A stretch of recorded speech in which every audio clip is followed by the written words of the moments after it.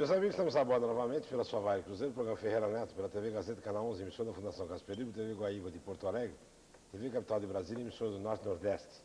Estamos aqui com Aguinaldo Timóteo, do PDS do Rio de Janeiro, com Irma Passoni, do PT de São Paulo, com Alberto Goldman, do PCB de São Paulo, e com Flávio Bierrenbach, do PMDB de São Paulo. Senhores, temos muita coisa que conversar, né? Afinal de contas, o Aguinaldo Timóteo não deixou a gente falando um pouquinho, né? O deputado Goldman está reclamando lá. Mas eu vou aprender com ele agora. O fato é o seguinte, que os senhores acham, uma pergunta que eu fiz há poucos minutos com o vice-governador Orestes Quercia, que é fundamental o recadastramento que está se processando nesse momento? Acho que sim. Acho que sim. O Brasil precisa restabelecer uma verdade eleitoral. Acho que com isso pode acabar com boa parte da fraude? Nós tivemos... Eu não arrisco nem dizer acabar com a fraude, mas boa parte... Veja bem, houve no Brasil a famosa Revolução de 30, que marcou o fim da velha república, onde havia o problema das atas falsas e de eleitores fantasmas, e onde os mortos votavam. E hoje nós sabemos que o Brasil também não vive uma verdade eleitoral. Tanto não vive uma verdade eleitoral que o infame pacote de abril de 1977, editado pelo general Geisel, acabou com a proporcionalidade da representação, que é um dos símbolos, um dos esteios do sistema democrático. O sistema democrático se baseia nisso, um homem, um voto.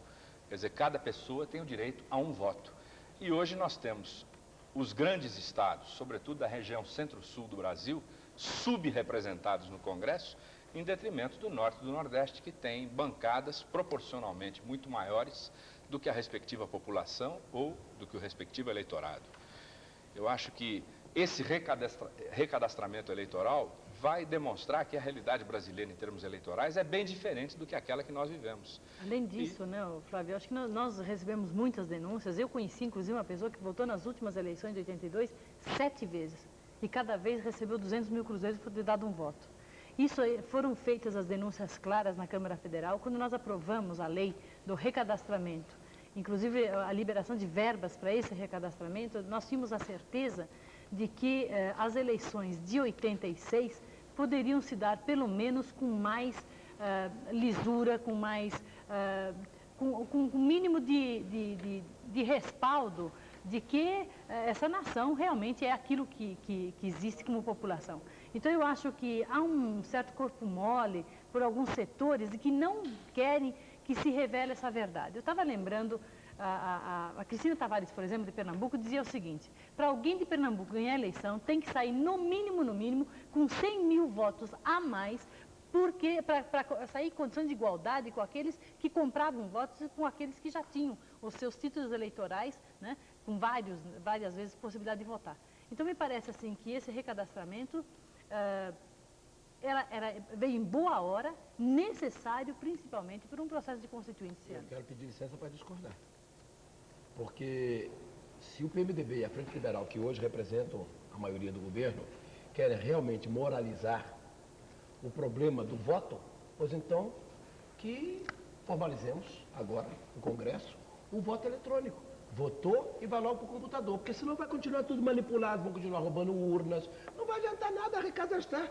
O poder vai continuar roubando voto, vai continuar na hora da apuração, está lá o número, bota o número do protegido do xerife do lugar e acabou, vai continuar a mesma coisa. Mas o primeiro, Aguinaldo, primeiro é você dizer que a pessoa vale um título, vale um voto, entendeu? Então vamos para o computador. Depois, tudo bem, o processo de apuração. O problema é a identificação de quem pode votar. O título eleitor é a identificação de quem pode votar. Apuração eletrônica para que eles não nos roubem os votos, como aconteceu em 82 no Rio de Janeiro. O computador supostamente é isento, mas a pessoa que manipula o computador não é. Sim. Nós temos o exemplo do Rio de Janeiro, da Proconsult. Perfeito. Tomando por base a preocupação de Vossa Excelência, deputado, chegamos à conclusão que nem adianta fazer eleição. Porque, de qualquer maneira, vai acontecer a fraude de qualquer maneira. Ou eles levam a urna, que são os xerifes, evidentemente que não é possível. Só estão pessoas ligadas a determinados candidatos. Eu não sabia disso, que se eu soubesse, hoje estaria na Câmara com 1 milhão de votos e não com 500 mil. Foi necessário que alguém me ligasse, mas estão te roubando. Eu fui na 24ª, me roubavam 50% dos votos em cada urna, porque eu não tinha ninguém para tomar conta. Aqui está um do fulano, não, aqui, dá para fulano, acabou, distribuiu tudo. E vai continuar acontecendo a mesma coisa, porque quem tem o poder manipula tudo, manipula juiz, manipula apurador. Agora, é veja o bem, país da uma manipulação. coisa é você recadastrar os eleitores, a outra coisa é nós realmente regulamentarmos como processar o voto e como processar a contagem desses votos. Agora, eu acho que nós não podemos eliminar, então, o princípio de que deveria ser feito um novo recadastramento. Nos Estados Unidos a apuração é correta? Através daquele placar, eletrônico? Não posso afirmar, suponho Mas que sim. aparentemente é uma coisa mais correta Suponho que sim. e Eu muito posso objetiva. dizer que em São Paulo, de um modo geral, a fraude eleitoral é muito pequena. É muito pequena. Quer dizer, eu tenho acompanhado as últimas eleições em São Paulo e é difícil que se consiga Jânio Quadros não realmente aparece, apurar um caso de fraude. A opinião do senhor Jânio Quadros, a opinião do senhor Jânio Quadros geralmente não coincide com a minha. Não coincide com a minha. Em São Paulo, a justiça eleitoral tem funcionado razoavelmente. O mesmo não acontece em outros estados. Agora, não é disso que nós estamos falando do recadastramento. Pois é, o Uma recadastramento coisa é liga a outra. importante. O recadastramento é importante, que nós temos milhares de pessoas. Aqui em São Paulo, por exemplo, onde você tem grandes migrações internas. Ainda em São Paulo, todo mundo vê, no dia da eleição, as células filhas que se formam, nos Correios, inclusive, para justificativa da não presença. É muito ruim, porque são pessoas que são do Norte e Nordeste, que já vivem aqui, trabalham aqui, dão o seu suor, seu trabalho, recebem aqui, convivem aqui, têm necessidade de influir nas decisões do seu estado, no seu verdade. local. Então, essas pessoas todas, são milhares e milhares, um grande número. Ainda hoje, e até o Clécio citou um exemplo, nós estávamos exatamente almoçando hoje, e os garçons que estavam lá em volta chegaram e disseram, olha, é muito bom esse recadastramento, porque nós somos todos do Nordeste, nenhum de nós votava, e agora nós vamos votar. Agora nós vamos votar, A tal doutor, vamos ponto que votar. já foi feito Então, 50% do recadastramento de São Paulo. Então, é muito né? interessante, Até quer dia dizer, o 18 povo, chega a 60%. principalmente o povo e humilde. sobra no dia Exatamente, do irmão. O nacional, povo humilde da 20%, periferia de São 30%. Paulo, esse povo humilde da periferia de São Paulo, que é em geral o pessoal que migrou e que já está há muitos anos instalado aqui, que vive aqui, que tem que ter o poder de influência. Paga imposto aqui. Paga É verdade, imposto. né? É verdade. Tem que influir nas decisões políticas do seu Estado. Passa agora com esse recadastramento, porque não se preocupava em transferir o título, aquele negócio. Então agora não, com o recadastramento é obrigado a transferir o título, vai dizer onde mora e vai poder votar. Eu acho que isso é um fator muito importante. Claro que temos outros Muito problemas a serem resolvidos, vamos ter que enfrentar outros problemas, mas esse é um dos problemas que aqui para São Paulo, sem levar em conta os fantasmas, eleitor fantasma, porque aqui é algo menor no estado de São Paulo, mas outros estados têm importância. Mas no estado de São Paulo tem importância o fato de grandes correntes migratórias agora vão poder votar. O pessoal do Norte e Nordeste, o povo humilde da periferia de São Paulo, vai ter o poder de voto e, portanto, poder de influir na decisão sobre os seus destinos. Agora tem um outro fato nas grandes capitais, nas áreas metropolitanas, de que, por exemplo, no Imbu, o pessoal, a maioria, votava em São Paulo. Com o recadastramento, recoloca novamente a população eleitoral no próprio município.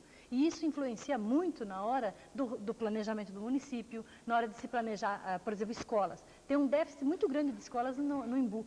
Porque cresceu muito, o município que mais cresceu no Brasil vou lhe dar um foi o dado. Imbu. O Mas, dado- efetivamente, os eleitores eram todos praticamente de São Paulo. Então, Agora, acho que veja a isso importância, rearruma irmã. E as tem mais um próprias fato cidades. interessante. Um dos fatores, um dos pesos do poder econômico é que no dia da eleição, o sujeito que tem poder econômico pode mobilizar peruas, ônibus, carros, ele leva o eleitor de um lado para o outro da cidade, porque o sujeito mora lá, mora aqui, vota ali. Então, era uma forma de induzir o voto do eleitor, dando na mão dele a célulazinha. E esse eu acho que é um ponto essencial Então, do projeto que foi recadastramento- aprovado pelo Senado, que ainda não passou pela Câmara, que impede o chamado trabalho de boca de urna. Porque este trabalho de boca de urna é onde se revela com maior intensidade a influência do poder Mas econômico. esse recadastramento vai evitar esse tipo de transporte, porque o sujeito vai votar no seu bairro, vai votar na sua cidade, não vai precisar se mobilizar, se transferir para não sei aonde para dar o seu voto, ele vai votar lá mesmo. Acabou a história do transporte dos eleitores na cidade. A gente fica preocupado, deputado, com esse problema do transporte, do poder econômico, porque não sabemos se o PMDB num todo e o PFL vão respaldar isso. Já que aqui em São Paulo, em 85, no dia 15 de novembro do ano passado, só trabalhando para o PMDB tinham 150 mil pessoas no dia das eleições. De um modo geral, posso lhe dizer que Eu era todos uma delas. voluntários. Eu também. Eu era uma delas, Eu também. minha esposa Todos era uma delas, voluntários. meus filhos eram 3 deles. 150 mil. Só na minha trabalhando, fazendo boca família, de só urna. na minha família, minha mulher, minha esposa e 3 filhos. estavam Sim, mas trabalhando nos negócios de graça. Vossa Excelência estava trabalhando Não. pelo prazer de trabalhar Não, por mas não por sou defender eu, o não. candidato. Todas Mas as tinha pessoas... muita gente trabalhando e não, recebendo não um estava, troquinho, não. né? Todo o pessoal que estava lá trabalhando, todo o pessoal eram militantes partidários, militantes do PMDB, do PCB, do PCdoB, de outros Deputado, partidos se que eram apoiam o militantes, não candidato. precisavam receber dinheiro e receberam. Não, mas não receberam, Comprovadamente, deputado. O senhor sabe que só vou um discutir espetáculo de encerramento de campanha, cada artista da linha de elite que esteve presente recebeu 400 milhões, deputado. Então, quer dizer, isso é o poder econômico. Eu desconheço isso, mas você deve Pô, o conhecer senhor melhor. sabe que eu só saio, a gente está falando um fato noticiado, uma coisa de eu domínio público. Cada artista... Esse negócio de receber dinheiro eu não conheço. São mesmo. socialistas, Talvez sabe, conheça que melhor. vieram participar do show aqui do Fernando Henrique. Socialistas.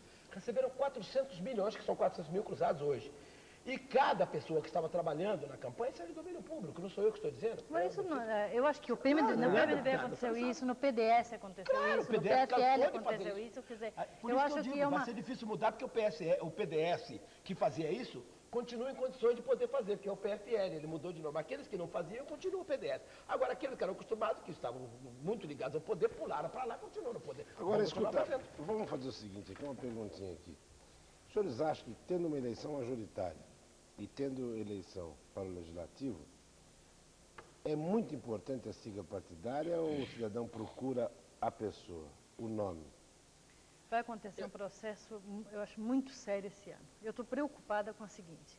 Primeiro, quem puxa a voto vai ser o governador. Então, vai colocar a Constituinte em sucessão na segundo plano. parte do governo do Estado e constituinte em segundo plano. Mas, Depois, deputado o Bena, voto não vinculado, quer dizer, cada um pode votar em quem quiser, né? Descaracteriza a organização partidária. Descaracteriza a proposta política também, ao meu ver. A proposta política que cada partido leva. Eu acho Eu isso, vou deitar e rolar depende, com isso. inclusive, todo um trabalho, eu acho, de esclarecimento, de definição, e normalmente os proporcionais não seguem a porcentagem do majoritário. Eu acho que aí tudo vai depender de um trabalho muito grande também do deputado estadual, do deputado federal, do senador. Porque o brasileiro nunca foi muito atrás de sigla nesses A últimos maioria, tempos, a né? maioria dos eleitores não leva em conta a sigla partidária. Sempre foi assim. Sempre foi assim. E muito mais agora numa eleição desse tipo, a maioria não vai levar em conta. Agora, Claro por que o outro problema lado, da sigla houve partidária- muito voto também para a sigla do partido, né? Nas últimas eleições nós tivemos muito voto Tivemos para muito em o 74, 78. 82 né? tivemos O menos. cidadão que não votava no candidato e votava no partido. Não estava informado a respeito dos candidatos, mas votava no partido. O antigo MDB se beneficiou muito disso. Teve muitos votos pela sigla partidária e pela proposta que apresentava naquele momento. Era pedra, Agora, né, deputado? acho, e eu talvez seja uma pessoa suspeita para falar a respeito disso, porque eu fui relator até um determinado momento da emenda da Constituinte. E nesta emenda eu procurei separar as eleições dos governadores das eleições dos constituintes. Eu acho que isso seria realmente essencial para que a opinião pública tivesse uma tomada de consciência maior em relação aos grandes problemas Não sei se nacionais. você lembra, Flávio, foi sobre esse ponto que eu disse que nesse ponto eu divergia de você em outros pontos, mas esse ponto eu achava fundamental e gostaria de vê-lo aplicado. Mas, deputado, atualmente, o governador Ana Brizola reduziu um pouquinho a sua campanha pró-diretas. Mas como é que os senhores ainda veem esse aspecto que futuramente deverá ocorrer? A Bom, forma hoje o Congresso já aprovou uma emenda restaurando as eleições diretas para a presidência O da senhor acha que República. se tivéssemos agora a eleição direta para presidente da República, governadores e poder legislativo, Ia ser pior a ainda. Constituinte Aliás, estaria... Seria pior. um dos grandes argumentos que eu sempre levantei, já defendi isso aqui no seu programa, Ferreira, exatamente isso.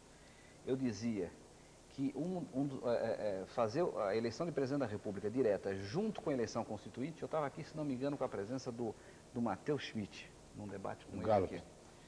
Não, do Matheus Schmidt, o deputado do PDS, Ah, do sim. PDT. Líder do o líder do PDT. PDT Ah, hoje. misturei. Eu disse, Desculpa. a minha divergência básica, ou foi com o Nadir Rossetti, não sei qual, acho que foi o Nadir Rossetti. Ele era líder naquela época. Eu disse, a coincidência da eleição de presidente da República com a Constituinte simplesmente esteriliza a Constituinte, acaba com a Constituinte. Nós já estamos sentindo essa dificuldade com a eleição de governador. Agora, você imagina se tivesse eleição de presidente da República e Constituinte. Ninguém está falando na Constituinte. E tem mais uma ainda. Um presidente da República eleito pelo voto direto junto com a Constituinte, quem tem mais poder? É o presidente da República ou a Constituinte? Sem Claro dúvida. que é o presidente da República. É claro que a Constituinte ficaria vergada à vontade do presidente Agora, da República. deputado, uma pergunta que sempre fazem. Se o atual Congresso tem poder constitucional, se ele se reunir com 2/3, Por que não se remove todo o chamado entulho autoritário? Aí? Essa é a nossa briga para Essa- aprovar Porque é um projeto entulho de lei. pesado. É Tem difícil. entulhinho pesado. Utilitário, não é mais autoritário. Quer dizer, é Agora difícil. entulho utilitário. Eita, entulhinho É pesado. difícil, quer dizer, nós temos o chamado entulho autoritário, quer dizer, o lixo legislativo que foi sendo acumulado ao longo de 21 anos de regime.